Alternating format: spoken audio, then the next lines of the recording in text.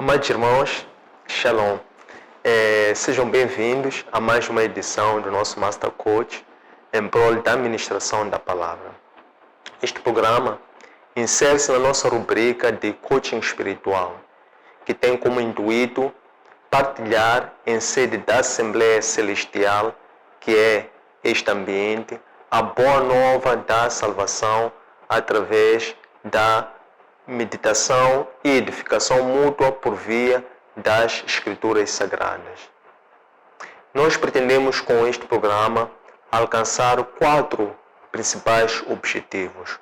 O primeiro destes é o de apresentar o Espírito Santo, enquanto a terceira pessoa da Trindade, conquanto existe um só Deus. O segundo objetivo é o de incentivar as pessoas a adotar o hábito da oração contínua.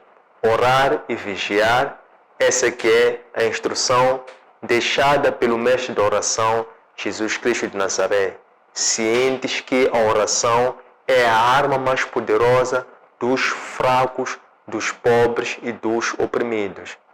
O terceiro objetivo é o de incentivar a leitura contínua às Escrituras Sagradas, para que lá nós possamos encontrar todas as respostas para os desafios com que lidamos no dia a dia, mas sempre que nós formos às Escrituras Sagradas sob guia e inspiração do Espírito Santo, e não somente fazê-lo com a concupiscência da nossa mente, tampouco fazê-lo com a vontade ou intenção da nossa vontade, pois a nossa vontade não é suficiente para a consulta das Escrituras Sagradas. Podemos lá extrair aquilo que o Senhor pretende nos revelar.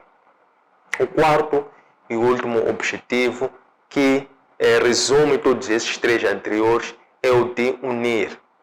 Unir porque a palavra de Deus ela é única, é a mesma ontem, é válida hoje e é a mesma amanhã, portanto ela é eterna. Sendo a palavra de Deus, é o cânon bíblico que une toda a igreja espiritual de Cristo, dispersa pelas 12 tribos, para que elas possam estar unidas num só Espírito, num só Senhor e num só Deus. Então temos como tema, proposta de tema para o dia 2, a fé, o amor em ação. Este tema nós vamos estudar na base do livro de Tiago, do capítulo 1, verso 1, até o capítulo 3, versículo número 12. Este tema nós vamos estudá-lo em 6 partes. E 6 partes ou 6 tópicos, melhor dizendo. Esses 6 tópicos estão agrupados em 2 partes. A primeira parte engloba os primeiros 2 tópicos e a segunda parte engloba os 4 últimos tópicos. Então, a primeira parte versa sobre o valor das provações e das tentações. E aqui é importante esta primeira parte, porque afinal vai ajudar-nos a distinguir provações de tentações. A segunda parte, que cobre os 4 últimos tópicos, vai englobar aquilo que são as exortações e aquilo que são as advertências que o apóstolo Tiago transmite à igreja dispersa pelas 12 tribos que representam a Nova Jerusalém, o novo povo de Deus, ou a igreja espiritual de Cristo. Advertências, exortações estas que eram voltadas para alicerçar o trabalho missionário da igreja na fé. Aquela fé enquanto combustível para poder levar à exaustão e ao cumprimento a missão da igreja, que é pregar a salvação, assente primeiramente na exortação ao arrependimento e na exortação ao perdão pelos pecados. Estas que são as promessas do reino através de Cristo. Cristo este que, por sua vez, através do seu ministério terreno, ele alicerçava a sua administração através de 3 principais vetores, designadamente a pregação, o ensino e a cura. Então, antes de nós começarmos a dar atenção focalizada a este tema, vamos recuar uma semana para lembrarmos o que é que nós estudamos no último tema. O último tema nós estudamos o livro Carta aos Hebreus, ou simplesmente aos Hebreus, e aqui nós começamos por ver aquilo que era o ministério de Cristo, ou aquilo que nós chamamos o sacerdócio de Cristo, sacerdócio em ordem a Melquisedeque. E começou precisamente por distinguir aquilo que era um tabernáculo terrestre, que era uma sombra, uma prefiguração daquilo que seria um tabernáculo celestial. E o tabernáculo celestial foi inaugurado por Cristo. O tabernáculo terrestre era regido na base da lei mosaica, em que basicamente no tabernáculo terrestre tínhamos a figura de um sacerdote e tínhamos a figura de um sumo sacerdote. Mas na estrutura desse tabernáculo terrestre tínhamos 2 tendas. Uma primeira tenda, que era o lugar santo, uma segunda tenda, que era o lugar santo dos santos. Nessa segunda tenda, somente tinha acesso o sumo sacerdote, que uma vez por ano fazia-se ali presente, para que no lugar da expiação pudesse ali expiar ou purificar corporalmente todo um povo. Por intermédio do tabernáculo celestial, o tabernáculo de Cristo, Cristo veio precisamente para instaurar uma nova ordem, que nós dizemos, uma nova aliança, um novo testamento. Foi um único sacrifício, um só sangue, mas um sacrifício agora, santo, vivo e agradável ao Senhor, que veio para expiar toda a comunidade, quando diz todos, quer dizer, a todas as pessoas. E Cristo, por aquele ato, Cristo veio e separou o lugar santo do lugar santo dos santos. Ele agora, como sacerdote em ordem a Melquisedeque, agora encontra-se à destra do Pai e a aguardar para que seus inimigos possam ser levados como estrados para os seus pés. Desde então, todos aqueles que acessam a Ele, ao trono da graça, pela fé e pelo seu nome, são considerados seus sacerdotes, isto é agora a época em que ele, evangelizando a mulher samaritana, dizia que chegará o momento dos verdadeiros adoradores que irão o adorar em espírito e em verdade. Então foi basicamente isso que nós tratamos na última sessão.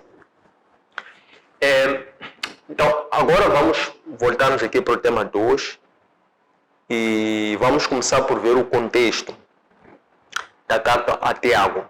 Por contexto, queremos perceber quem é o autor desta carta, em que época é que foi escrita essa carta, em que local é que esta carta foi escrita. Queremos perceber também qual é o conteúdo e a utilidade desta carta e também qual é a importância desta carta para a fé cristã nos dias de hoje. Isto é o que nós chamamos do contexto da carta de Tiago. Depois nós vemos o contexto da carta de Tiago, então vamos entrar para o estudo teológico desta carta, o Epístola de Tiago, segundo este tema que nós escolhemos ou separamos para o estudo do dia de hoje. Tiago é irmão de Cristo. Este não é o Tiago que era um dos discípulos de Cristo. Tiago, irmão de Cristo, é aquele Tiago que, segundo 1 Coríntios capítulo 16, verso 3, também testemunhou a Cristo após Cristo ter aparecido aos 12. Então diz que Cristo aparece aos 12, apareceu mais a 500, que é uma multidão, depois vem que aparece a Tiago. Então este Tiago é o irmão de Cristo. É este que foi convertido somente após a morte de Cristo. É este Tiago que é o autor desta carta. Então não é o Tiago que era um dos 12, não é aquele Tiago que foi martirizado. É importante aqui também compreendermos em que período é que esta carta foi redigida. De acordo com estudiosos, esta carta há de ter sido escrita no final do primeiro século. Por quê?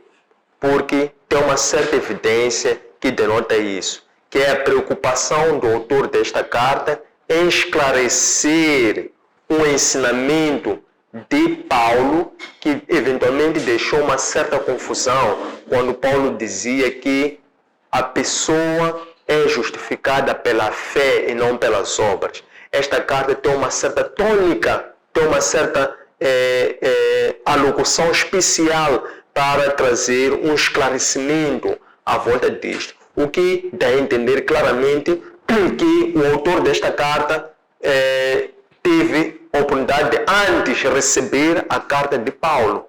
E se nós datarmos a carta de Paulo para entre os anos 60 ou um pouco depois, até final do primeiro século, anos 60, 70, 80 depois de Cristo, então certamente esta carta só poderá ter sido redigida após as cartas paulinas ou após as epístolas paulinas. Para além deste fato, também constitui uma tônica dominante que este Tiago é aquele que depois se tornou o responsável da igreja em Jerusalém. Por esse motivo é que ele tinha a preocupação de alimentar as igrejas a partir daquilo que era a doutrina que eles haviam recebido, e ele, enquanto responsável da igreja, tinha a responsabilidade de preservar como um patrimônio que eles tinham recebido por intermédio de tudo quanto eles tinham vivido e testemunhado como os depositários da fé e queriam desde então ser aqueles que queriam ser os pais da igreja. Em termos de conteúdo, sentido, para além do que já adentamos há pouco, em que há uma certa saliência ou preocupação em corrigir uma certa má interpretação do ensinamento de Paulo no que se refere à justificação pela fé, nós aqui encontramos uma série de utilidades para o dia de hoje que esta carta carrega. É uma carta cheia de valores, cheia de princípios que ajudam a edificar a fé dos cristãos até aos dias de hoje.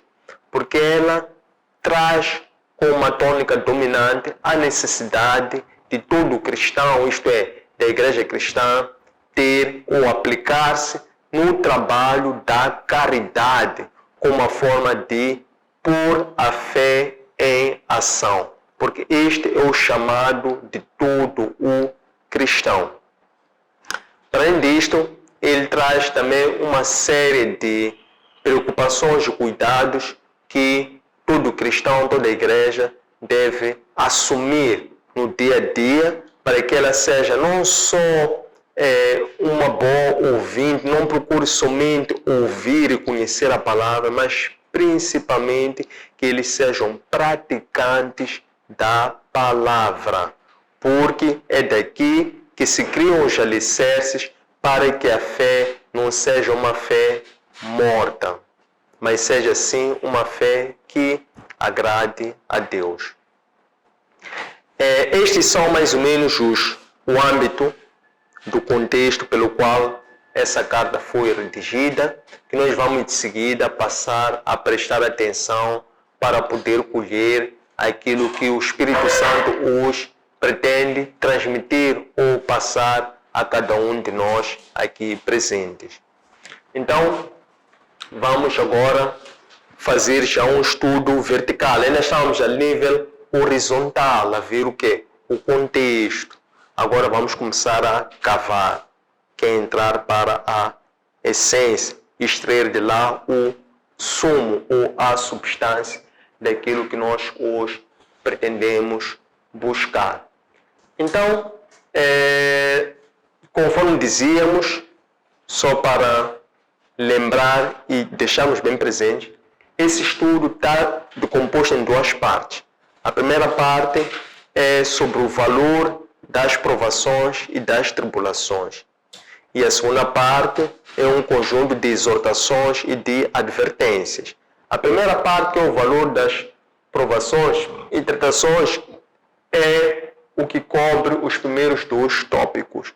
E a segunda parte, que são as exortações e as advertências, é o que cobre os 4 últimos tópicos. É interessante notar a forma como o autor desta carta se apresenta ou saúda aqueles a quem ele dirige esta carta.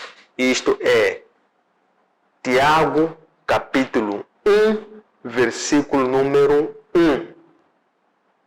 Ele apresenta-se, diz Tiago, servo de Deus e de Jesus Cristo, a todos os cristãos dispersos.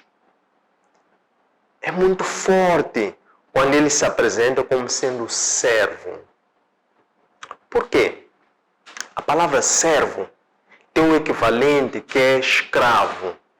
E ele, ao se apresentar como tal, ele estava a salientar a autoridade que ele tinha por estar intimamente vinculado a Deus, pela fé que ele tinha a Deus, por receber a palavra, guardar a palavra, e a partir dessa obediência à palavra de Deus, compreender a quem que se destinava essa fé, que era para que a sua fé fosse manifesta na crença de que Jesus Cristo é o Senhor. Então ele diz servo de Deus e de Jesus Cristo. Então isso demonstra a autoridade que ele tinha, não só para conservar a fé, mas também para poder instruir aqueles a quem se destinava esta mesma palavra, estes mesmos ensinamentos. Então é muito forte a abertura, a forma como o autor desta palavra, desta carta, ele se apresenta. Em segundo aspecto, nós podemos ver a quem se destina essa carta, que está também patente aqui na abertura. Ele diz as 12 tribos na diáspora, as 12 tribos na dispersão. Por um lado, cria-se uma ideia, quando ele diz as 12 tribos, está a querer dirigir essa carta a judeus dispersos pelo mundo. Não. 12 tribos é uma designação, é uma denominação que se refere às igrejas. E nesta fase, quando ele diz as 12 tribos, ele está a referir-se a todas as nações, isto é, todas as igrejas, às quais se destinavam o Evangelho, dando aqui claras indicações do ministério do Espírito Santo, que é o período do Evangelho da Graça. Este Evangelho da Graça que era voltado à dispersão da palavra do Senhor para fora de Jerusalém. Cumprindo-se aqui Atos 1:8, que é levar a palavra de Judeia a Samaria, de Samaria a Roma e de Roma até aos confins da terra. Então, isto enquanto uma das pedras e os pais responsáveis da igreja em Jerusalém, que agora já estava a viver a igreja o período de expansão, o período de crescimento, após o quê? Após o início da perseguição à igreja. Então, quando começa a perseguição à igreja, então começa a haver a dispersão. Então, ele escreve a carta e dirige as 12 tribos na dispersão. Então, esta palavra era para alimentar a igreja na dispersão. Que igreja? Não os judeus, mas agora a igreja espiritual de Cristo, uma nova Jerusalém, que é o novo povo de Deus. Então, esse é o capítulo 1, versículo número 1, que é uma formulação muito simples, mas que é cheia de sentido, de significado, que de lá podemos extrair muito conhecimento e muito entendimento. Então, vamos agora começar com a primeira parte, que é perseverança nas provações. Aqui na perseverança nas provações, o autor começa por dizer: alegrai-vos por todas as provações que vocês estão cercados, que vocês vivem no dia a dia. Porque essas provações que vocês vivem no dia a dia vai vos levar ou vai vos conduzir a constância. Constância é o que diz uma das escrituras, ou uma das palavras, uma das Bíblias, outra diz que vai vos conduzir à paciência. Mas aqui podemos também compreender esta alegria, o motivo da alegria, né? A alegria pelas provações. Isso nos remete a quê? Nos remete às bem-aventuranças, presente em Mateus, um dos evangelhos, Mateus, nomeadamente, capítulo 5, versos 10 a 12. Por quê?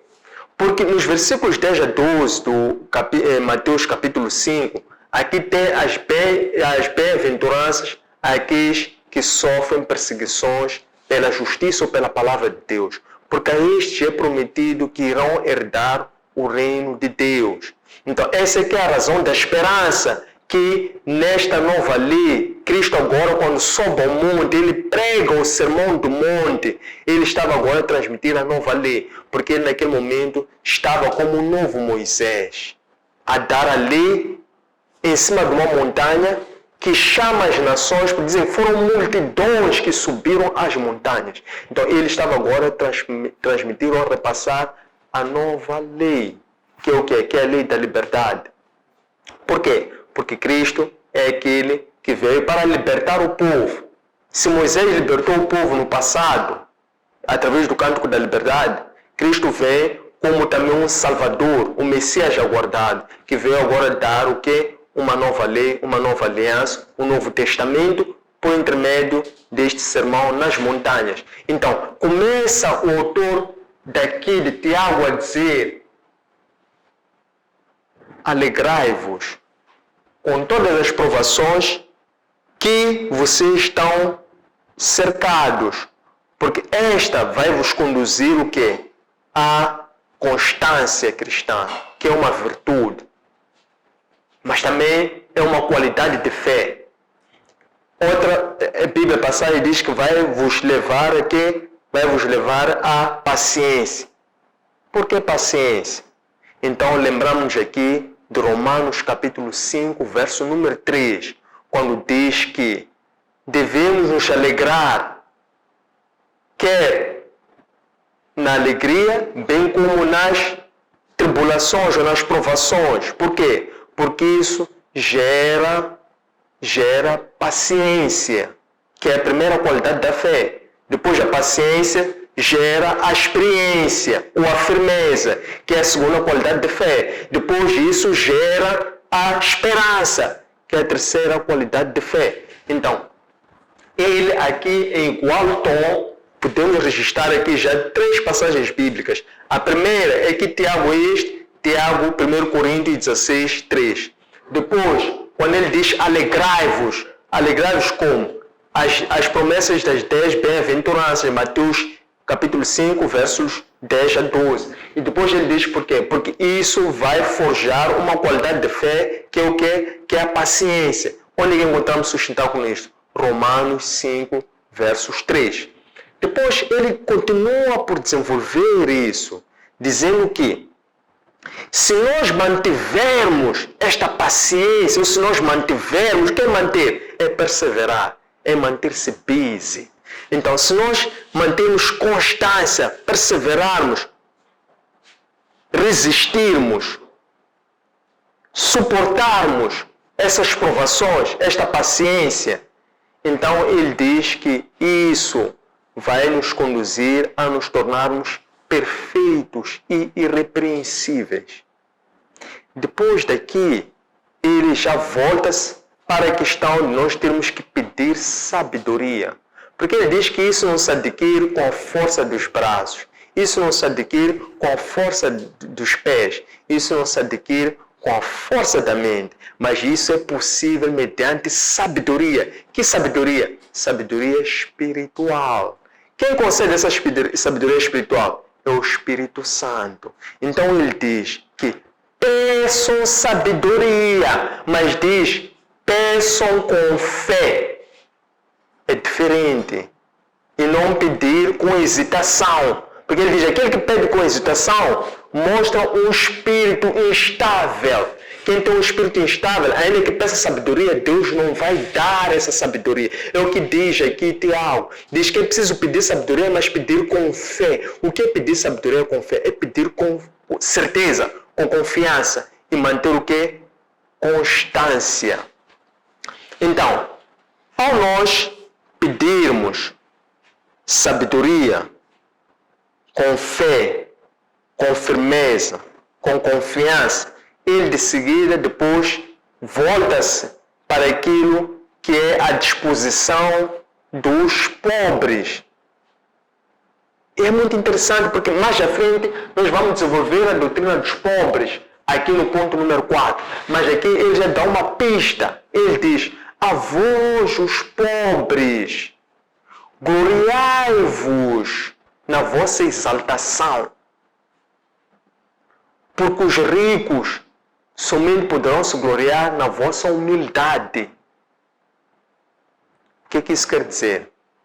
Isso remete, por exemplo, é verdade, vamos desenvolver depois, mais adiante, remete nomeadamente a Lucas capítulo 18, versículo 18 a 23, que também vou trazer mais desenvolvendo quando chegarmos no ponto número 4, em que vemos que Deus escolhe os pobres. Mas o que ele quis aqui dizer, basicamente, é a questão de que há uma certa discussão segundo a qual a condição de pobre no reino dos céus é uma vantagem muito grande. Porque quando você é pobre, você desenvolve uma intimidade superior a quem não se faz pobre. Mas nós estamos a falar de pobre materialmente, atenção. Por isso é que estou a trazer isso para compreendermos. Por isso é que ele diz que o rico, ele somente pode se gloriar da sua humildade. E o pobre tem que se gloriar do quê? Da sua exaltação. O que é a exaltação do pobre? É fazer-se pobre em espírito e ter uma vida total dependência de Deus. Porque quando você se faz soberbo, ainda que seja pobre materialmente, mas você é soberbo e orgulhoso, você não vive em dependência de Deus. Então, Deus se afasta de si. Daí que ele diz que a glória ou a esperança do rico é a sua humildade ou a sua humilhação. Então, isto é o que ele refere sobre a perseverança ou o valor da perseverança. Agora vamos falar para tentações, porque às vezes nós confundimos provações ou tribulações de tentações. Então o autor aqui tem a preocupação de trazer o valor quer de uma, quer de outra, e de distinguir o que é uma, o que é outra coisa. Ele começa por dizer sobre as tentações: alegrai-vos das tentações às quais vós sois submetidos, porque aqueles que resistirem a essas mesmas tentações herdarão a coroa da vida. O que ele quis dizer com isto? Ele desenvolve dizendo que ninguém poderá dizer que Deus me tentou, porque Deus não tenta ninguém para o mal. A pessoa é tentada pela concupiscência da sua carne. O que é concupiscência? É que as pessoas são tentadas pela sua inclinação ao pecado. Todos têm os seus pontos fracos. E o inimigo, que é Satã, conhece os pontos fracos de cada um. É dali que entra o que? Entra o pecado. Quando entra o pecado ali, conduz o que? Conduz à morte. Que é o que? Que é uma morte espiritual. Então ele esclarece que Deus a ninguém tenta, porque o reino dos céus é o reino da luz e sobre lá não há sombra. Somente o diabo é quem tenta, conhecendo a concupiscência de cada um, que é a sua inclinação para o pecado. Então a tentação é a inclinação para o pecado que cada um tem. O que a palavra nos traz hoje como esperança é que nós devemos nos alegrar pelas nossas tentações. O que é alegrar as nossas tentações? Não é fugir das nossas tentações, é enfrentar as nossas tentações. Quando você enfrenta as suas tentações, Então você ganha coragem de conhecer os seus pontos fracos. O Espírito Santo então vai lhe convencer sobre o que você tem que mudar, o que você tem que aperfeiçoar, que abandonar, o que você tem que deixar de fazer, aonde que você tem que se fazer, onde tem que trabalhar para se aperfeiçoar diante da luz de Deus, que é a sua lei. Então, depois disso, ele entra para a segunda secção, que é a secção das exortações e das advertências. E temos aqui 4 partes. A primeira ele diz, ouvi a palavra e ponde-a em prática. Esta parte é muito profunda. Começa por dizer o seguinte,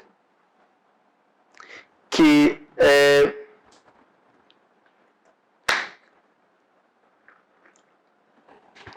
nós devemos procurar ouvir para receber, ouvir para guardar.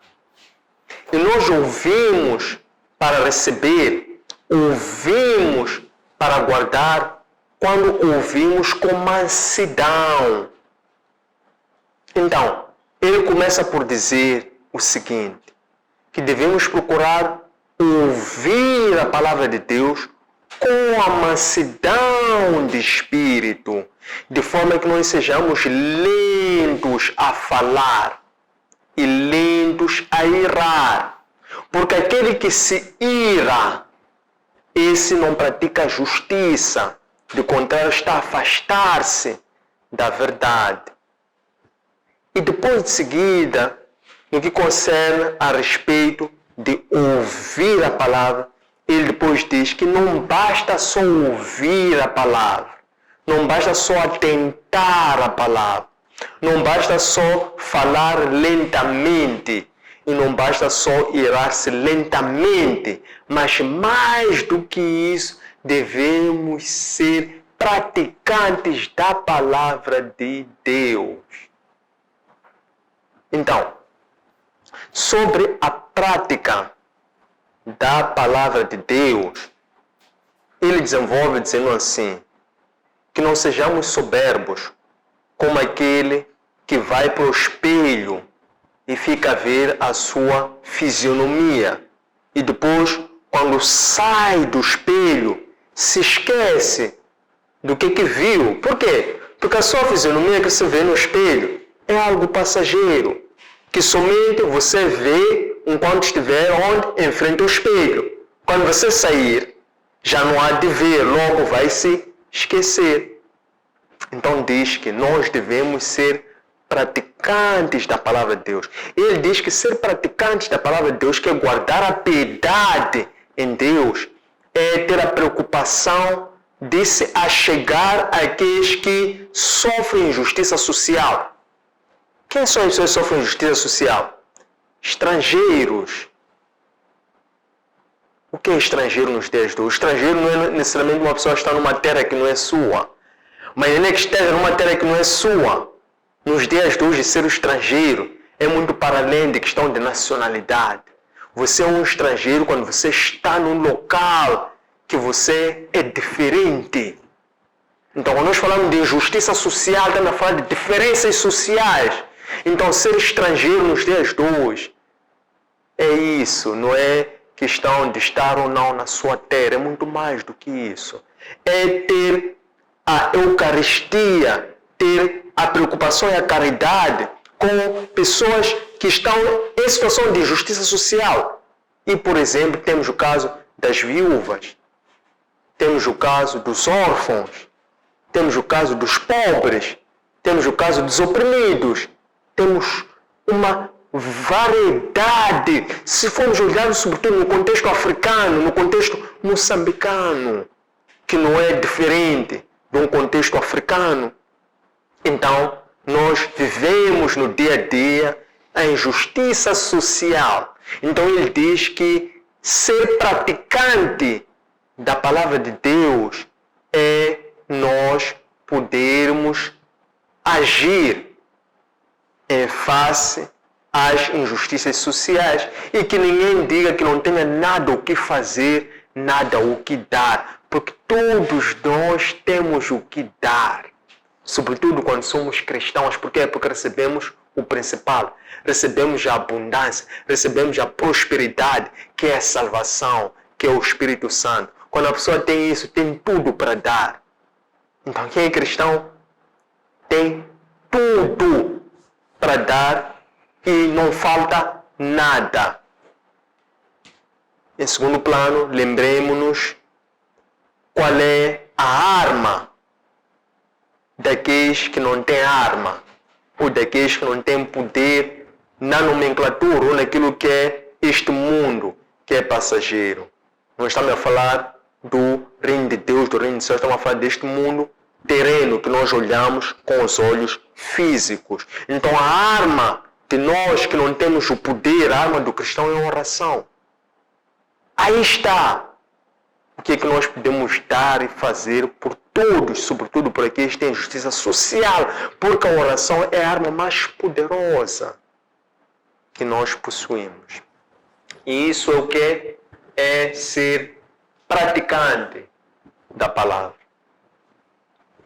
Depois, volta para a segunda exortação, que ele diz que Deus escolheu os pobres.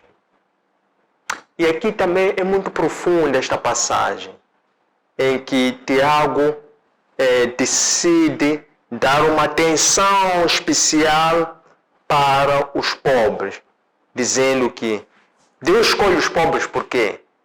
Porque aos pobres ele cria, por essa inaptidão, esta incapacidade que os faz tornar pobres, é ao mesmo tempo uma bênção. Então Deus abençoa os pobres, fazendo-os pobres. Mas somente quando eles reconhecem que são pobres e que por essa condição eles adquiriram o quê? Um motivo de glória. Glória em quê? Glória na sua exaltação. De que forma? Ele diz que Deus escolhe os pobres porque Ele, quando dá a riqueza é uma armadilha, porque o homem quando adquire a riqueza, ele se torna soberbo, e quando ele se torna soberbo, ele se afasta de Deus. Por quê? Ele acha que não precisa de Deus. Então, aqui diz, Deus que é em Cristo escolheu a quem escolheu os pobres. Que pobres? Pobres em espírito. Então aqui já voltamos para onde? Bem-aventuranças, Mateus capítulo 5, mas agora versículo número 3. Que é o quê? Bem-aventurados os pobres de espírito. Porque esses os pobres de espírito, tal qual aqueles que sofrem injustiça ou perseguição pelo seu nome, somente esses dois são prometidos o quê? Reino dos céus. É a promessa que é dirigida quer aos pobres de espírito, quer aqueles que sofrem perseguição pelo seu nome. Os outros têm outras promessas, mas os únicos que nessas 10 bem-aventuranças lhes é prometido o reino dos céus, o reino de Deus, como diz Lucas. Lucas não disse reino dos céus porque o seu público, que eram helenistas, não entenderiam se ele escrevesse reino dos céus. Então ele disse reino de Deus, mas estava a referir-se ao reino de Deus, reino dos céus. Então, aqui, quando diz Deus, o Cristo escolheu os pobres, isto aqui nós temos como sustentáculo. Mateus, capítulo 5, versículo número 3. A questão de escolher os pobres tem também muito a ver com a questão da lei. Por quê? Porque alguém pode dizer que conhece a lei. Alguém pode dizer que sim, eu não mato. Sim, eu não minto. Sim, eu não me envolvo com uma outra pessoa para além da minha parceira única. Não me envolvo com qualquer uma outra pessoa. Mas, ainda assim, vai faltar uma disposição, uma lei. Porque diz assim, aquele que está em falta em uma disposição invalida todas as outras, tal como aconteceu com quem? Com o jovem rico, onde? Lucas capítulo 18, versículo 18 até 23. Por quê? Porque ele era rico materialmente, mas era pobre espiritualmente. Este é o caso que nós encontramos de como a riqueza foi um obstáculo, foi uma trave para aquele jovem rico, mas miserável espiritualmente. Por que ele era miserável espiritualmente? Porque ele, se fosse rico espiritualmente, ele não precisaria de ir ter com Cristo. Mas só para ver o quão miserável ele era, ele vai ter com Cristo, depois diz, o bom mestre. Afinal Cristo é mestre. 2, bom mestre. Bom, já era mestre e depois diz bom mestre. Bom mestre. O que é necessário para herdar o reino de Deus? Então Cristo lhe diz, não conheces as leis, não conheces a disposição. Ele diz, sim, conhece. Correu para dizer que conhece. Não matarás, não adultereis. Ele disse, isso tudo eu pratico. Cristo olhou para ele com compaixão, porque fitou os olhos dele. Cristo via muito para além da aparência física, porque os nossos olhos revelam a nossa realidade. Então Cristo via muito para além, olhando para aquele jovem rico. Ele via os seus olhos, que eram olhos que estavam cheios de quê? Cheios de incerteza, cheios de dúvida, cheios de ansiedade, cheios de preocupação. O olhar de uma pessoa reflete. Cristo olhou para os olhos dele com aquele olhar de compaixão e sentiu pena dele. Não pena, compaixão. E disse a ele, falta uma coisa. O jovem rico perguntou, o quê? Disse, vende tudo o que tu tens e dê aos pobres. Por quê? Porque Deus escolheu os pobres. E ele queria testar aquele jovem rico nesse ponto fraco dele. Vende tudo o que tu tens, dê aos pobres. No momento em que tu vendes tudo e deres aos pobres, isto é, tirares orgulho e achares que não precisas de Deus porque és rico, então nesse momento tu vais herdar o reino. O que o jovem fez de seguida? Ficou triste. Ficou triste quando ouviu a palavra da salvação, quando ouviu a verdade, quando ouviu essa doutrina, ficou triste. Por quê? Porque ele tem uma grave limitação, que é a riqueza. A riqueza cria soberba, cria orgulho. Não estamos a falar de riqueza só material. Neste caso, estamos a trazer o caso de uma riqueza material.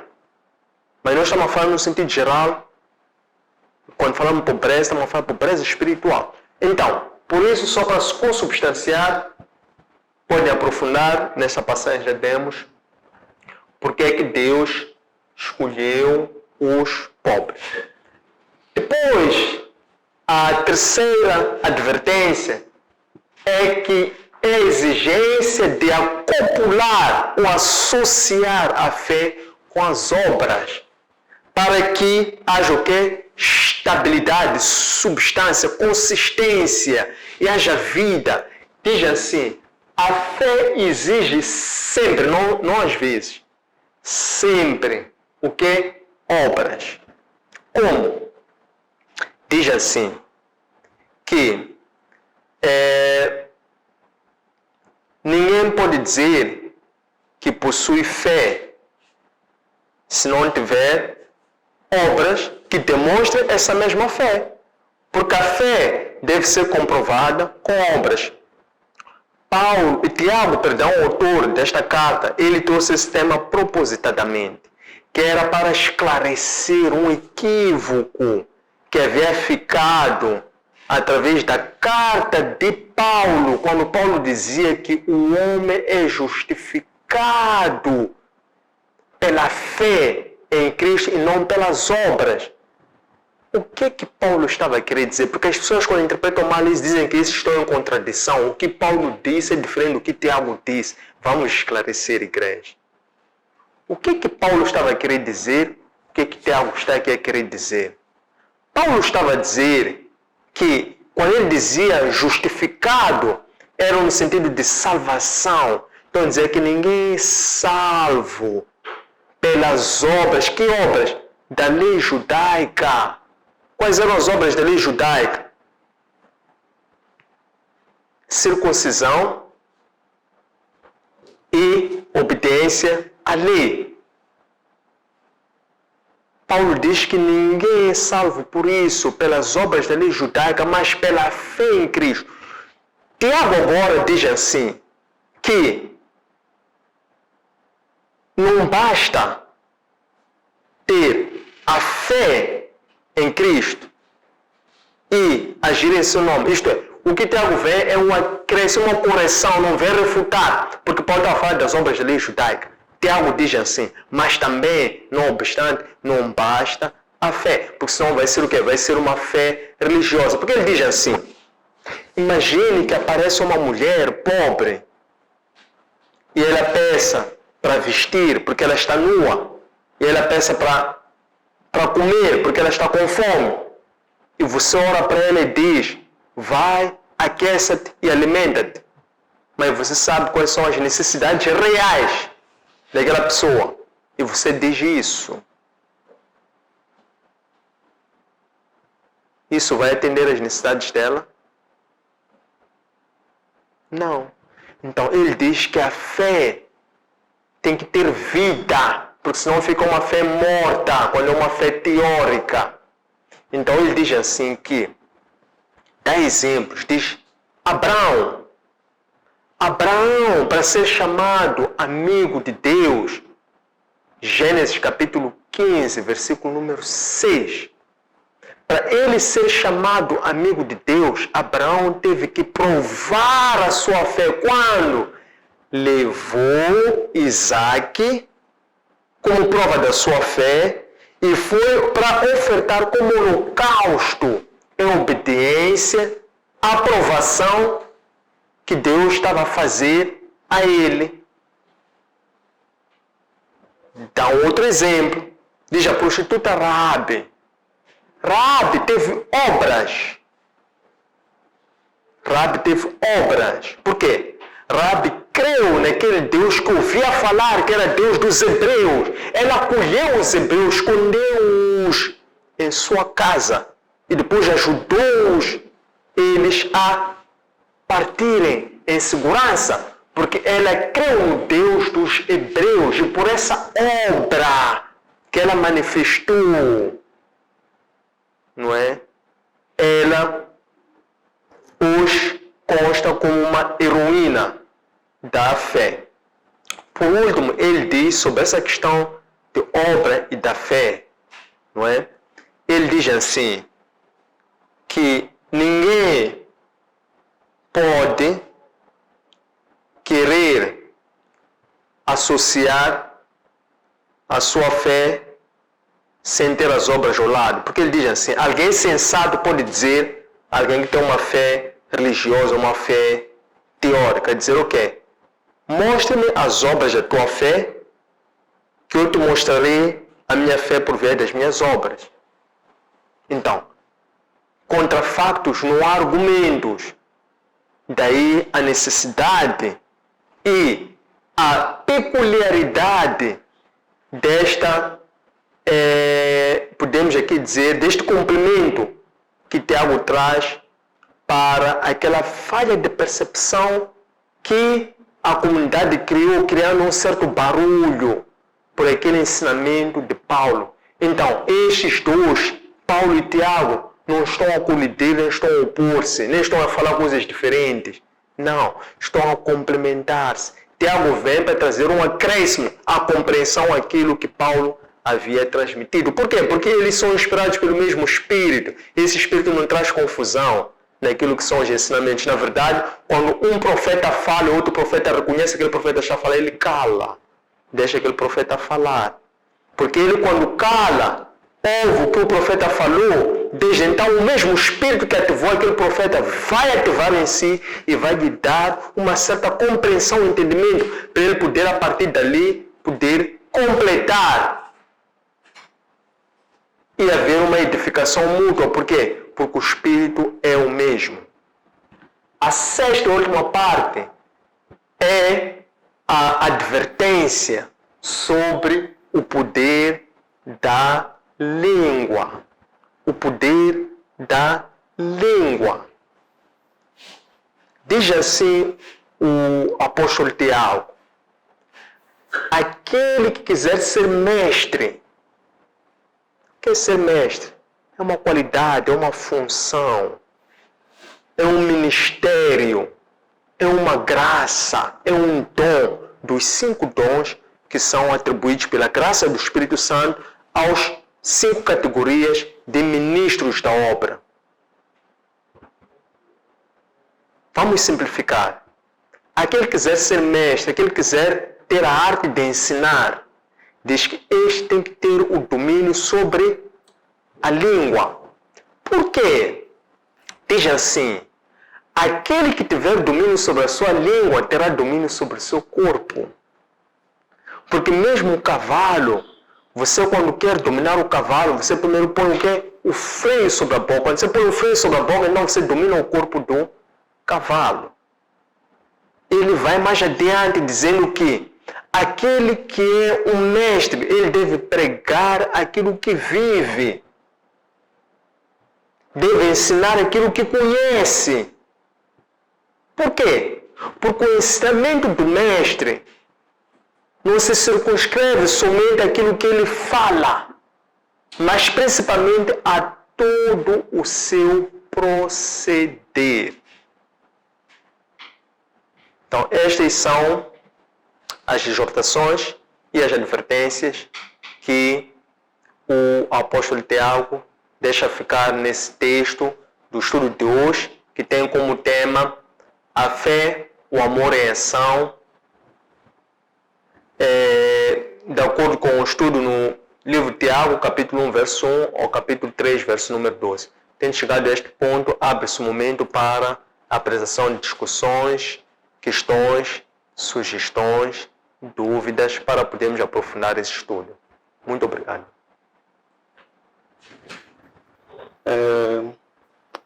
Tenho uma pequena dúvida com relação à questão da desigualdade, das injustiças sociais.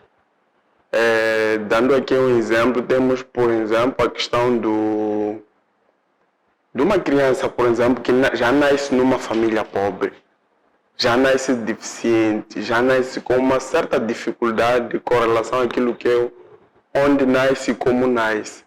Então, minha inquietação é qual é o posicionamento de Deus nesse tipo de situações.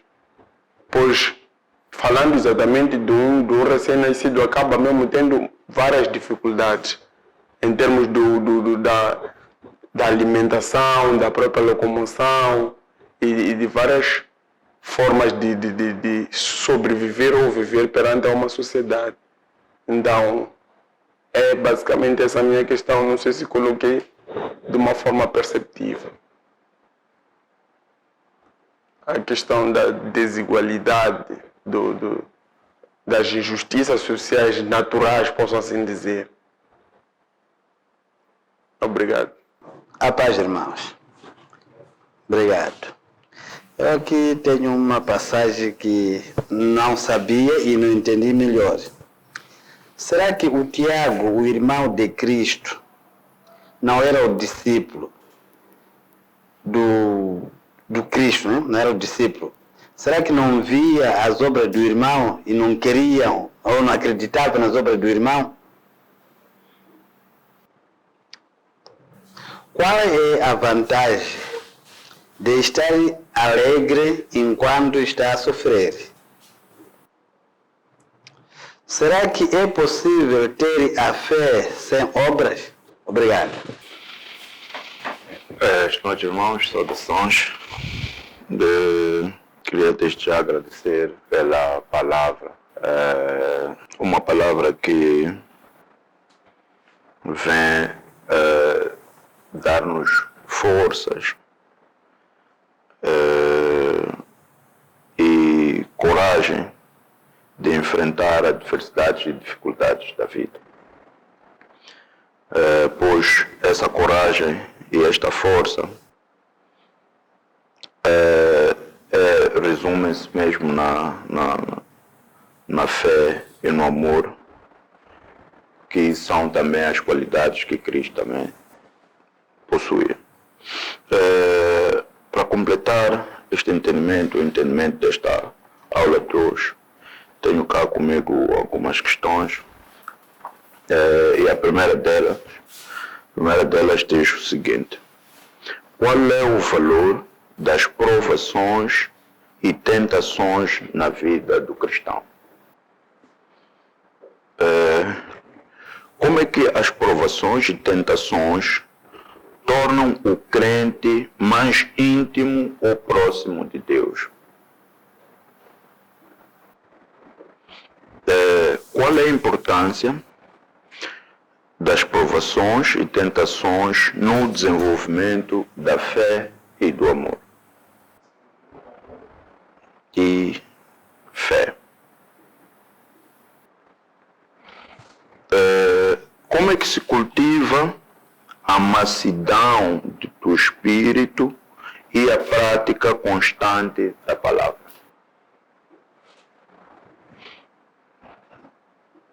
A mansidão do espírito e a prática constante da palavra. Qual é o poder que a oração tem de modo a este ser considerado a arma mais poderosa do cristão? Quais são as obras produzidas pela fé e pelo amor? Como é que o cristão hoje deve ou pode colocar a sua fé em ação? Como é que o cristão hoje pode ou deve colocar em ação a sua fé? As obras da fé devem sempre ser intangíveis ou visíveis ao olho humano, de forma a tornarem-se provas.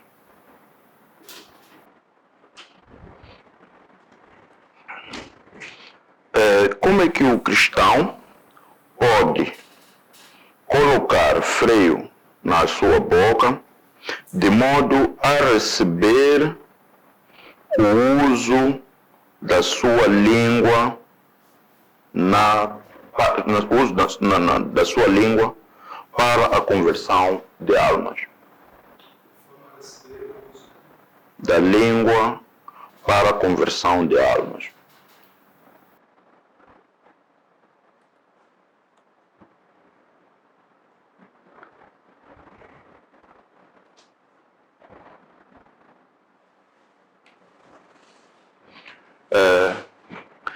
Para fechar, gostaria de saber qual é o comportamento que caracteriza um cristão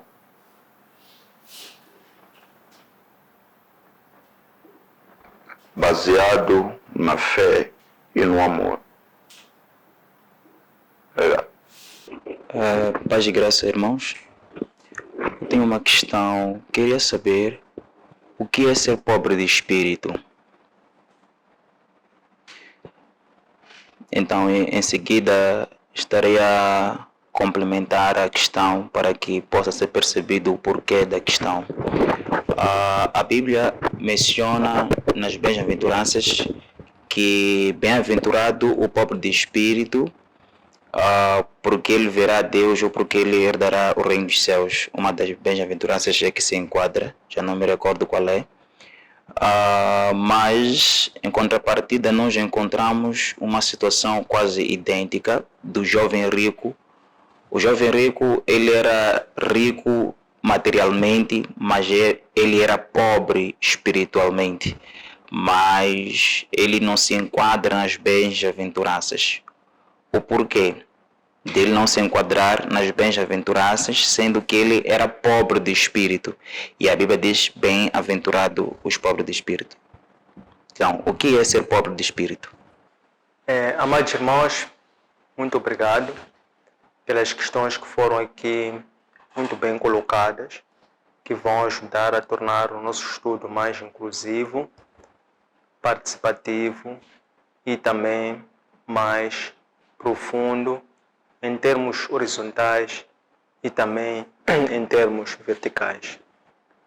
Movido pelo mesmo espírito que estimulou-os a fazer estas colocações, vou de seguida fornecer, pela ordem de chegada das questões, alguns comentários, trazer algumas respostas, algumas referências bíblicas para o enriquecimento de todos nós.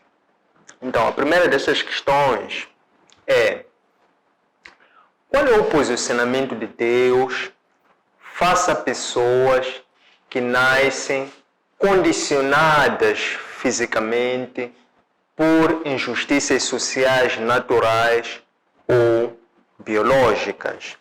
A questão é muito, mas muito bem colocada, está clara e percebe-se o que é que se pretende descortinar quando se pergunta qual é o posicionamento de Deus. Ora, Deus é o autor da vida. Ele é Deus nos céus, Ele é Deus na terra. E Ele, na sua soberania, Ele age segundo os seus próprios interesses. E nós, os seres humanos, somos a sua criatura.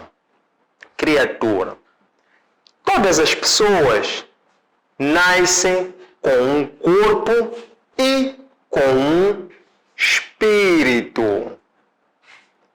Externamente falando, pelos nossos olhos físicos, nós podemos olhar e encontrar diferenças nas pessoas em termos físicos.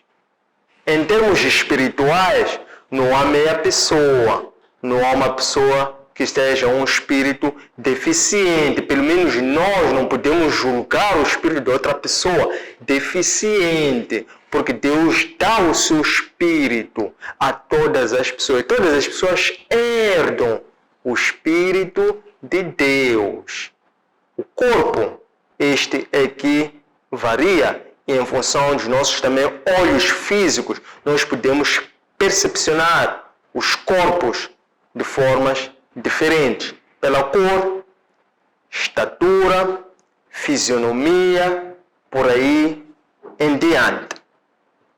Que dizer das pessoas, no caso crianças, que nascem com uma certa deficiência física? A questão é: qual é o posicionamento de Deus?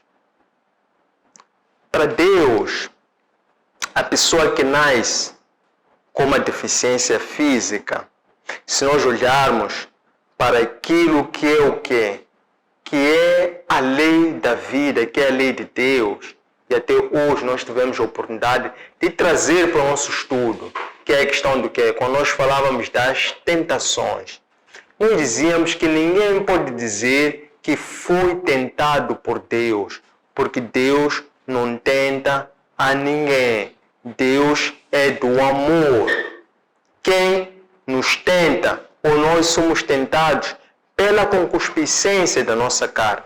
Dizia mais o autor Tiago que a concupiscência gera o dá parto ao pecado. Por quê? Porque a concupiscência é a nossa tentação ao pecado. Quando você é tentado ao pecado, você pode aceitar, pode rejeitar. Não sei, quando você é tentado ao pecado, é aliciado ao pecado, não sei, você foi forçado, você pode aceitar, pode rejeitar. Depende do que é da sua disposição espiritual.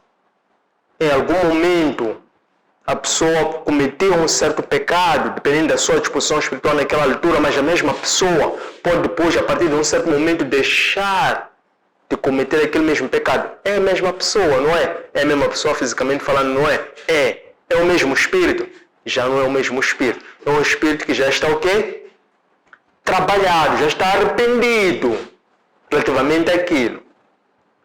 Uma criança que nasce com um defeito físico, perguntamos qual é o posicionamento de Deus. Primeiro temos que perceber que existem maldições herdadas, existem maldições adquiridas, existem maldições proferidas.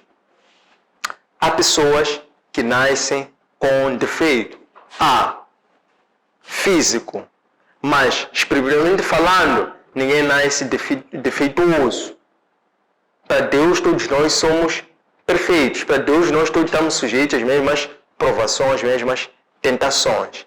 Para Deus nós podemos nos aperfeiçoar, independente da nossa condição física. Nós podemos nos aperfeiçoar e tornarmos-nos criaturas perfeitas para Ele. De onde é que vem a dor, o sofrimento? No caso de uma criança, aquela criança, o seu estado físico, não causa dor, sofrimento àquela criança. Causa dor, sofrimento a quem? Aos adultos, aos pais. Aos adultos, aos pais. E nós passamos, porque para nós, aquele estado físico não é perfeito, não é bom.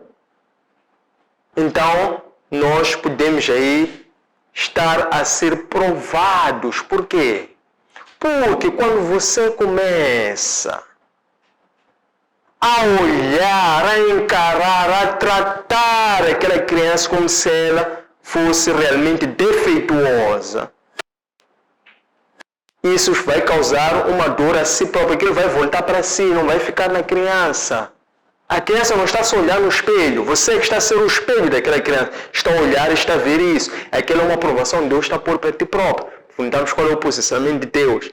Lembra-nos aquilo que nós dizíamos, que é o quê? Aquele que só olha para o espelho para ver a sua fisionomia, só se lembra quando estiver no espelho. Porque quando ele não põe a sua fé em prática, não pratica a fé, quando ele sai do espelho, se esquece como ele estava a ver.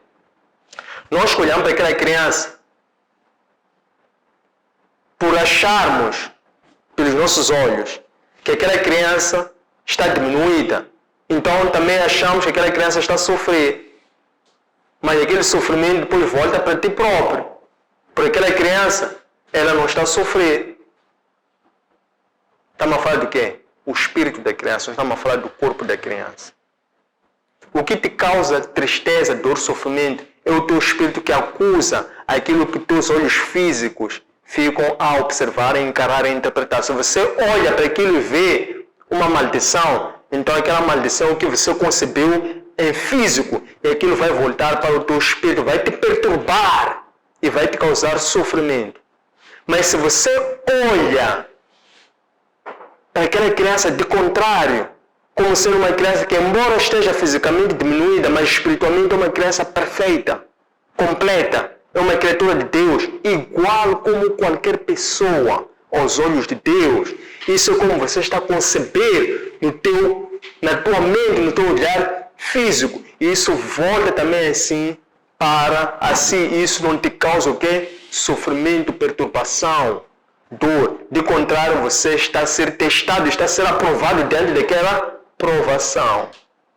Então, este aqui é o posicionamento de Deus. Número 2. Será que Tiago, irmão de Cristo, não acreditava nas obras do irmão? Uma pergunta muito boa também. E naturalmente a primeira também muito boa. Esta segunda também igual qualidade. Tiago, Cristo era Deus era homem. Isto é, Deus que vestiu a pele humana. Então Tiago era irmão de Deus pela carne.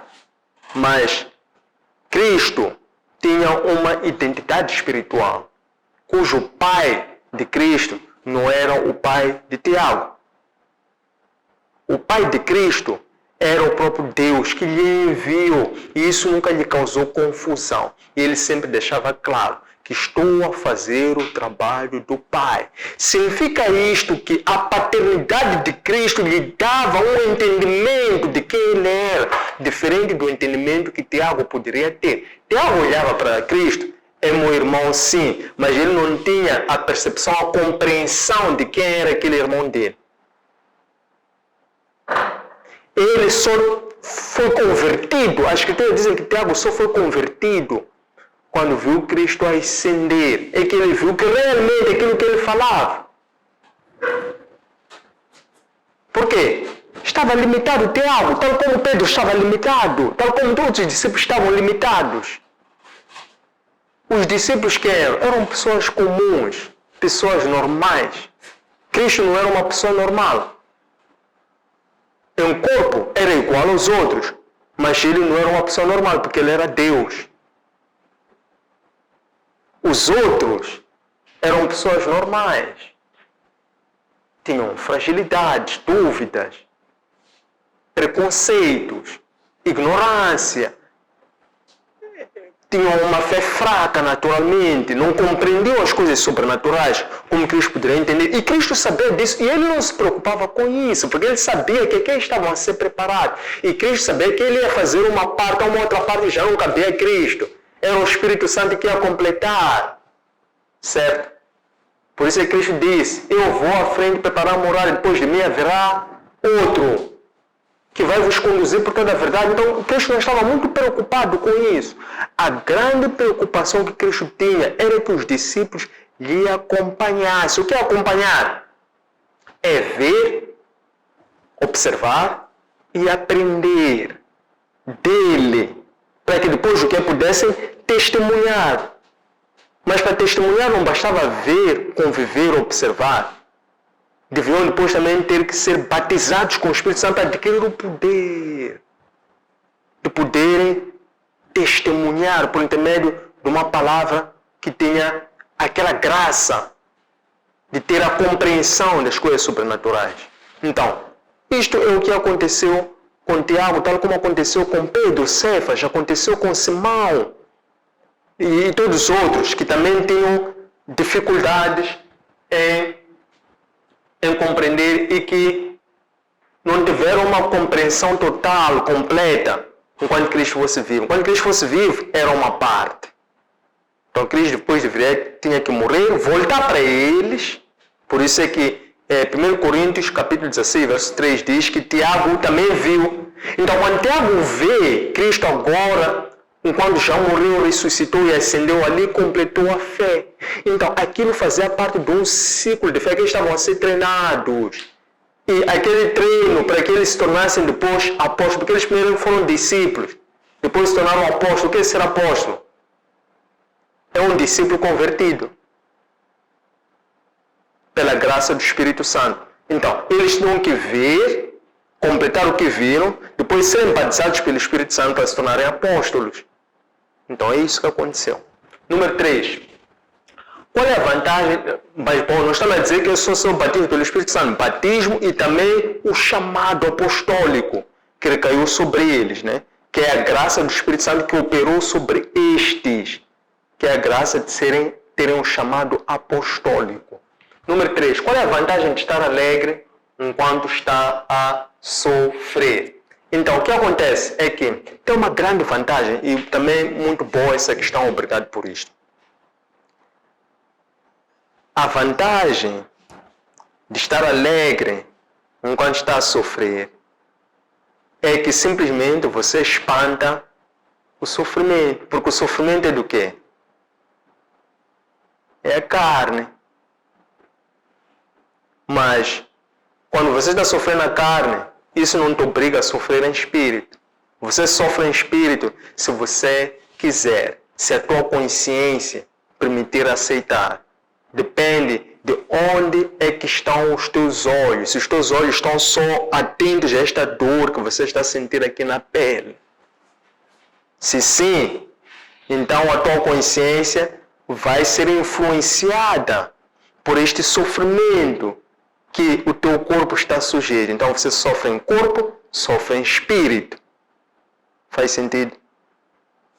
Então, o que acontece é que a questão é muito simples. Qual é a vantagem de estar alegre enquanto está a sofrer? É que quando você aceita aquele sofrimento como sendo uma prova para a tua fé, então você adquire uma capacidade espiritual de separar aquela dor física com o teu estado de espírito. E quando você separa o teu espírito do teu corpo, sendo a mesma pessoa, mas você já separou o teu espírito sai daquela dor. O teu espírito não vive aquela dor, mas o teu espírito compreende aquela dor como sendo uma provação e você aceita esta dor com alegria. Então o teu espírito adquire poder e você percebe por que está a sofrer. Então você começa a sofrer com alegria. Porque esse sofrimento com alegria vai te dar um entendimento superior de fé, para que você então possa ensinar outras pessoas a suportarem os seus sofrimentos. Você não tem a capacidade de transmitir esperança, palavra, vida, força a outras pessoas se você não consegue ultrapassar as suas próprias dores e sofrimentos. Acho que percebe-se. Número 4. Será que é possível ter a fé sem obras? De acordo com Tiago, que é a grande referência para o estudo de hoje, e também pela nossa percepção, é possível ter uma fé sem obras. A isto, Tiago chama de uma fé estéril, ou de uma fé morta. A fé que não produz obras. Entretanto, o que se recomenda como sendo uma fé genuína é uma fé que age. Uma fé que age, essa fé gera obras. E este complemento vai ser a qualidade da fé que a pessoa adquire para que a pessoa possa testemunhar e possa converter, possa salvar e possa ser um portador da palavra da vida, da palavra da esperança. Fé mais as obras. Número 5. Qual é o valor das provações e tentações na vida do cristão? O valor das provações e das tentações na vida do cristão é que elas produzem obras, ou fazem com que a tua fé, ora teórica, comece a amadurecer, comece a crescer, comece a desenvolver, e ela adquire qualidades. Que qualidade? Se nós olharmos para Romanos capítulo 5, verso 3, fala-se que a primeira qualidade é o quê? É a paciência. A paciência é uma qualidade de fé. Quando se fala de mansidão, longanimidade, autodomínio, controle próprio, bom trato, isso é uma qualidade de fé que você adquire quando enfrenta tentações, provações. As tentações não é Deus quem coloca, porque as tentações podem ser resultado das nossas más decisões, porque estamos a falar da concupiscência da nossa carne. Mas, quando nós enfrentamos, encaramos as provações, ou, aqui neste caso, estamos a falar de quê? Estamos a falar das provações como sendo provas para desenvolver a nossa fé, então nós amadurecemos. E ao amadurecermos, então a nossa fé torna-se valiosa. Então, o valor das nossas provações e tentações é que geram em nós um amadurecimento, um crescimento espiritual, geram em nós uma intimidade com Deus, não é? Porque quanto mais nós enfrentamos, vencemos, mais nos tornamos íntimos. Porque onde é que nós vencemos as nossas provações, as nossas tentações? Provações para tribulações, tentações. Como é que nós vencemos isso? Nós vencemos em oração. nós vencemos em jejum, nós vencemos na meditação à palavra. E quanto mais você vai fazendo isso, repete, o que está a acontecer? Está se a tornar íntimo de Deus, está a se aproximar cada vez mais a Deus. Então é isso, esse aqui é o valor das nossas provações, das nossas tentações. Número 6, como é que as provações e tentações tornam o cristão mais íntimo? Até ainda bem, já estava a adentrar a resposta de 6. Como? Como é que vence provações e tentações? Dizemos que é orar, jejuar, meditar as escrituras sagradas. Você quando pratica isso, está-se a tornar íntimo de Deus dia após dia. E a intimidade com Deus não é uma vez, não é um dia. É toda a vida. Não é? Isso é uma fé que vai crescendo. E nós como cristãos, a nossa fé cresce todos os dias. Todos os dias. Nós todos os dias estamos a estudar a Bíblia Sagrada. Quanto mais você estuda, está a aprender mais alguma coisa. Você, cada vez que abre a Bíblia, cada dia você aprende uma coisa diferente.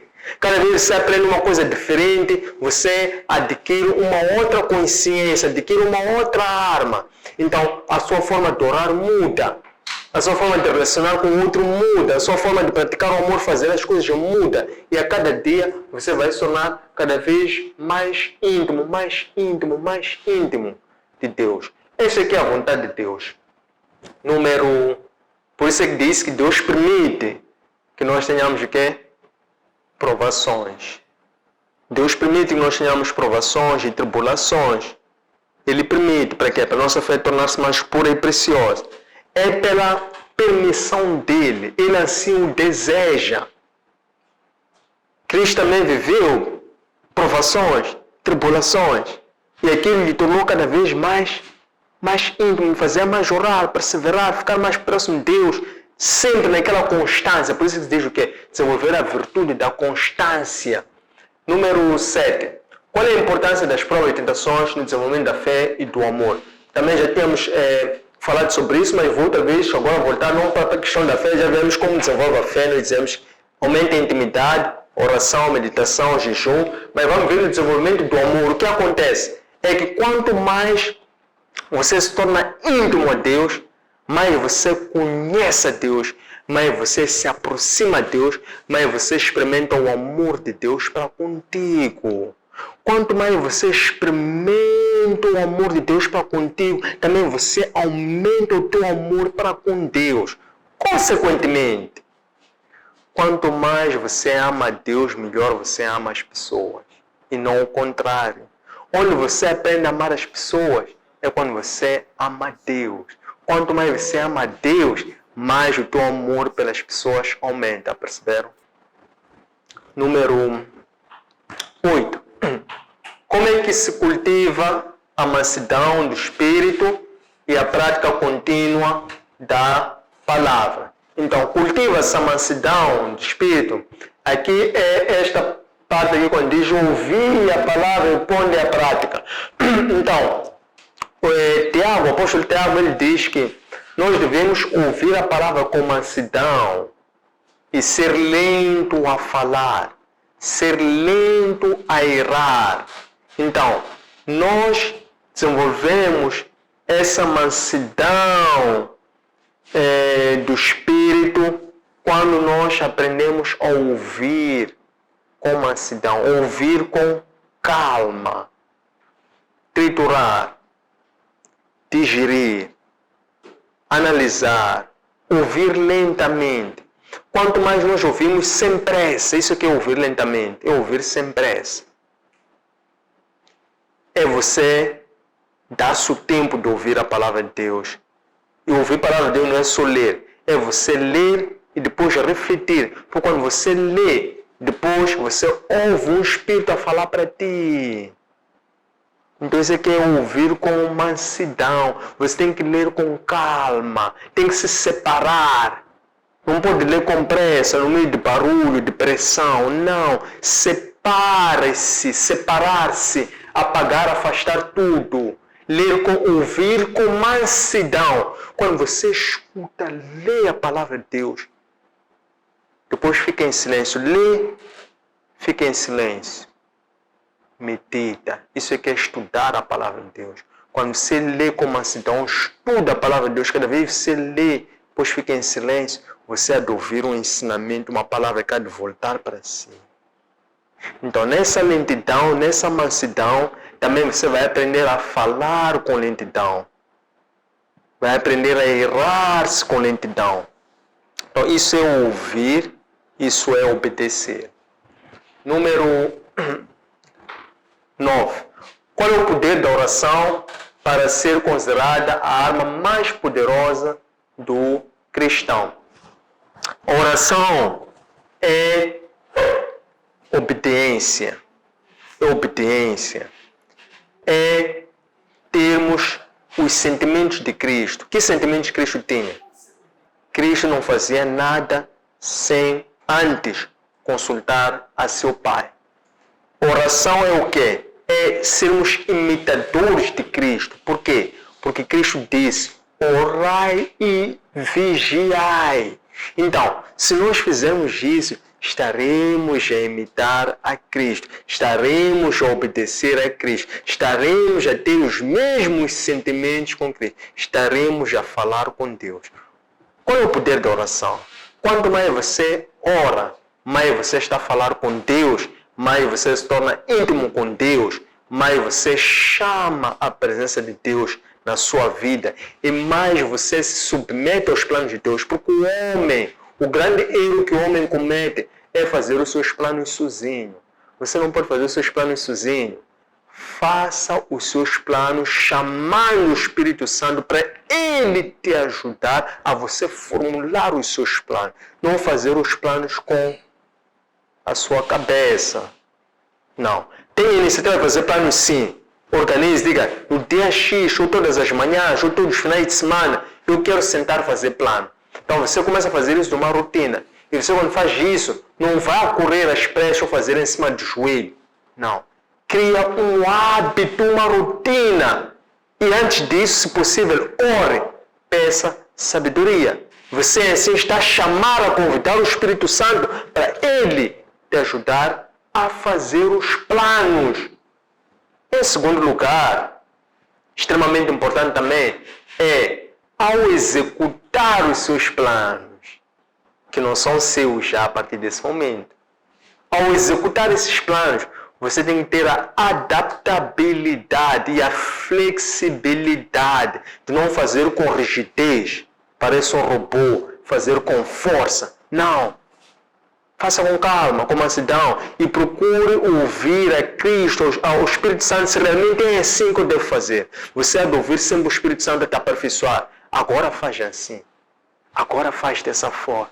Agora age desta forma. Você tem que ter essa adaptação e flexibilidade de permitir que o Espírito Santo participe não só na planificação, mas também na execução. Isso é o quê? Obra missionária do Espírito Santo. Número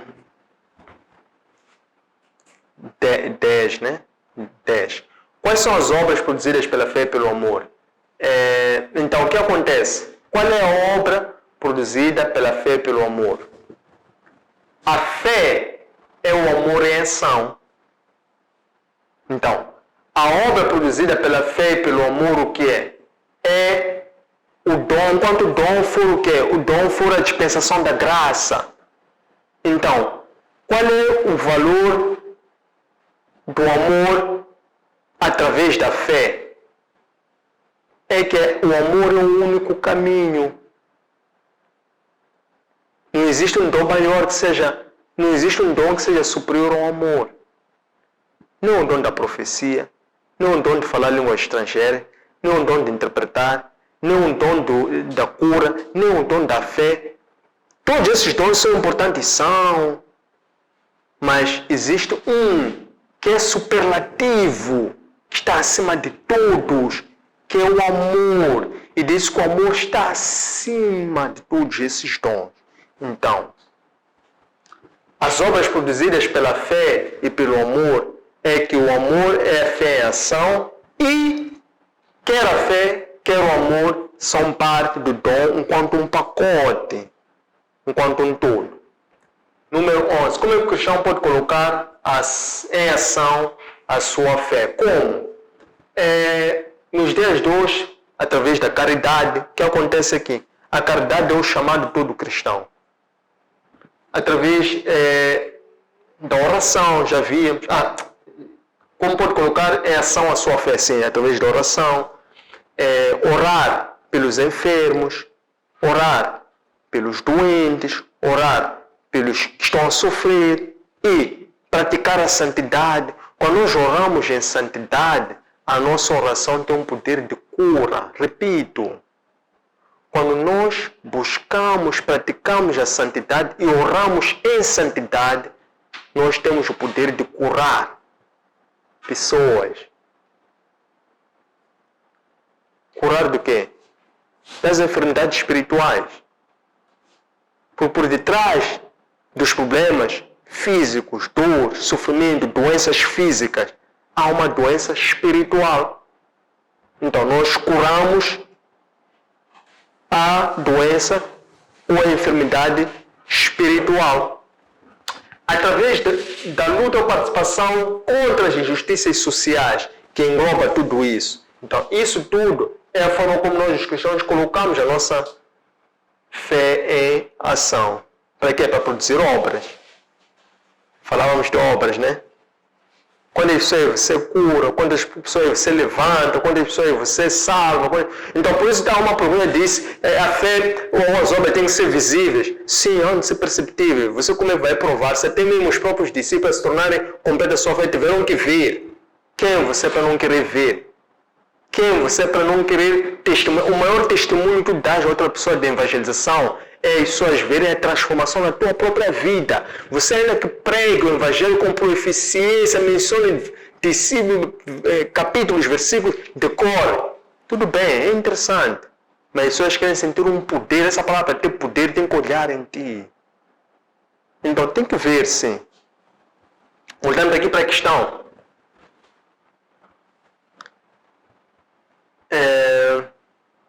Pode colocar a sua fé em ação, sim, porque isso gera obras. E as obras são visíveis, são perceptíveis. Ainda que seja quando você curou, ainda que você não conhece essas pessoas, mas são obras, existem. Cedo ou tarde vão chegar ao teu conhecimento e na tua intimidade com Deus, o Espírito Santo vai te revelar que você está a curar pessoas. Você vai perceber uma transformação, o teu poder de oração vai crescer. E obras onde existirão surgir, mas isso é uma questão de tempo. Não devemos nos preocupar com a obra. Primeiro é o trabalho, que é a fé e a ação. As obras vão surgir por consequência. É isso que queremos trazer como compreensão. Mas tem que ser visíveis as obras para poder completar a fé. E ainda para aquele que está a ver, poder também crer. Número 12. As obras da fé devem ser sempre tangíveis e visíveis a olho nu. Isso já falamos. Por forma a se tornar em palavras, se nós dizemos sim, mas não necessariamente. Pronto, isso estava a explicar há bocado. Número 13. Como o cristão pode colocar freio na sua boca de forma a receber o uso da sua língua para converter as almas? Então, o cristão coloca freio na sua boca quando ele domina o seu corpo. Domina o seu corpo. Isto é, o domínio sobre a tua língua ensina-te ou resulta em tu dominar o teu corpo. Quando você domina a sua língua, então o teu corpo procede conforme a tua língua. Então, você quando domina a língua está a dominar o seu corpo. Quando você domina o seu corpo, então o teu proceder muda, porque as pessoas não só vão ser convertidas, ou vão só observar, ouvir e se interessarem pelo que tu falas, mas quando você se quer tornar mestre, mais do que as suas palavras, é o teu proceder que fala, porque até o mestre em silêncio está a ensinar, está a inspirar em silêncio. Número 14. Qual é a importância que caracteriza um cristão? Qual é o comportamento que caracteriza um cristão baseado na fé e no amor? Essa questão é mesmo aqui número 10, colocada de formas diferentes. Vamos já ver, 10 diz Quais são as obras produzidas pela fé e pelo amor? Qual é o comportamento que caracteriza um cristão baseado na fé e no amor? Então, não vamos falar de comportamento. Comportamento baseado na fé e no amor é o quê? Firmeza na fé, firmeza na caridade, firmeza no amor. O quê? Perseverar. Não hoje praticar o amor, hoje orar, hoje ter fé, amanhã não fazer. Perseverar, firmeza, constância. Então esse aqui é o comportamento. Para quê? Para não ser aqueles cristãos que têm um comportamento inconstante. Hoje estão quentes, amanhã estão frios. Não. Constância. Amadurecimento. Crescimento na fé. Observa-se pela constância. Não é? Isso mostra uma fé sem defeito. Não é? Isso é que é importante nós trabalharmos em nós e permitirmos que o Espírito Santo trabalhe também em nós. Número 15 e última. O que é ser pobre de espírito? Também é uma questão muito boa. Então, muito bem. Há um exemplo muito interessante, e obrigado por trouxe-nos exemplo, por exemplo, do jovem rico. Vocês lembram-se da história do rico e o Lázaro, né? É muito interessante. Porque na Terra, na história do rico e Lázaro, verdadeiramente, na Terra, naquele comportamento daqueles dois, quem era rico? Era o Lázaro. Porque o rico enxovalhava o Lázaro todos os dias, mas ele não deixava de ir para a sua porta. Ficava ali. Mostrava o quê? Mansidão, paciência. Ia para ali. Aquele enxovalhava, dava-lhe de comer restos dos cães. Mas aquele não se zangava, não se irava. Voltava para ali. Ficava ali. Nesse comportamento desses dois, quem é rico? É muito profunda essa questão. Vamos para a questão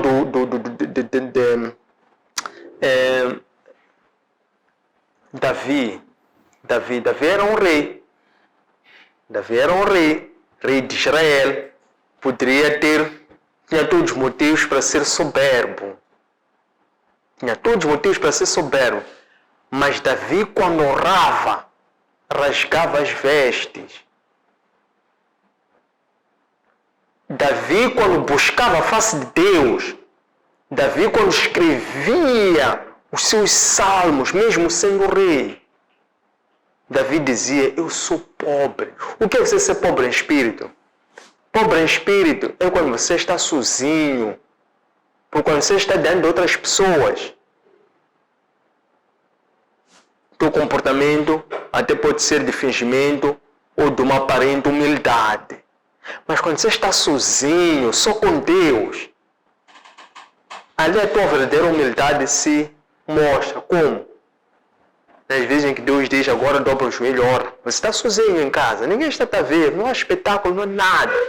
Aparece de madrugada, espera, ora para o teu inimigo, ora para aquele que te maltratou hoje. E estava a dar exemplo do pobre Lázaro. Aquele pobre ali ia rezar todos os dias para aquele rico ali no portão dele, ele não sabia. Estava ali a orar, estava a dar a oportunidade dele o quê? Se converter. Cristo visitava aquele rico todos os dias, atenção.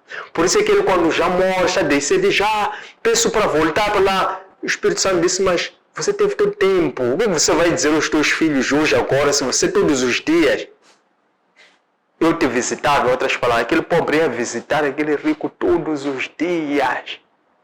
Cristo nos visita todos os dias. Todos os dias te visita a cada um, a mim, todos os dias, de madrugada. Diz: ora para aquela pessoa que te ofendeu, ora por este, ora por aquele, dá isto, partilha aquilo, jejua, medita na palavra. Deus já está a visitar todos os dias.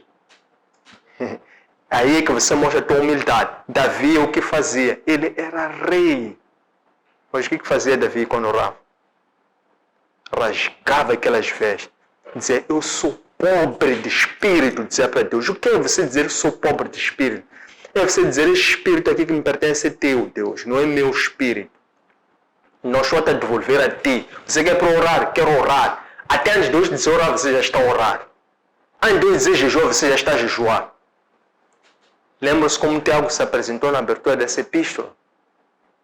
Ele disse, Tiago, vírgula, servo de Deus e de Jesus Cristo. Não disse apóstolo, não disse isto. Não que não pudesse dizer apóstolo, ele tinha credenciais para ser apóstolo. Mas ele estava a mostrar a pobreza de espírito, a humildade de dizer, servo, eu sou servo. O que é um servo? O servo é aquele que sabe que tem um Senhor, um e dois, se submete às vontades desse mesmo Senhor. Então, ser pobre de espírito é a humildade de termos um Senhor e de nos submetermos a esse mesmo Senhor. Isso é que é ser pobre de espírito. Quer seja rico materialmente, quer seja pobre materialmente, mas ser pobre de espírito é essa humildade, é essa submissão, é rasgar as suas vestes, é você devolver o teu espírito, reconhecer que o espírito que você tem não é teu, não te pertence, tem dono, é de Deus, então devolva a Deus. É você devolver o teu tempo, a tua vida ao dono do tempo que é Deus. Isso é que é ser pobre de espírito. Tendo chegado a este ponto, queremos agradecer a vossa presença, interesse, pontualidade. Deixem ficar as vossas questões, comentários e dúvidas. Partilhem este material com a vossa vasta rede de contatos para que a nossa comunidade possa continuar a crescer e a palavra de Deus possa chegar até aos confins da terra, de forma a materializarmos a profecia, Atos capítulo 1, verso número 8. Deixem ficar o vosso gosto, encontre este material junto aos nossos arquivos digitais, em nossas páginas de Facebook, Instagram, YouTube.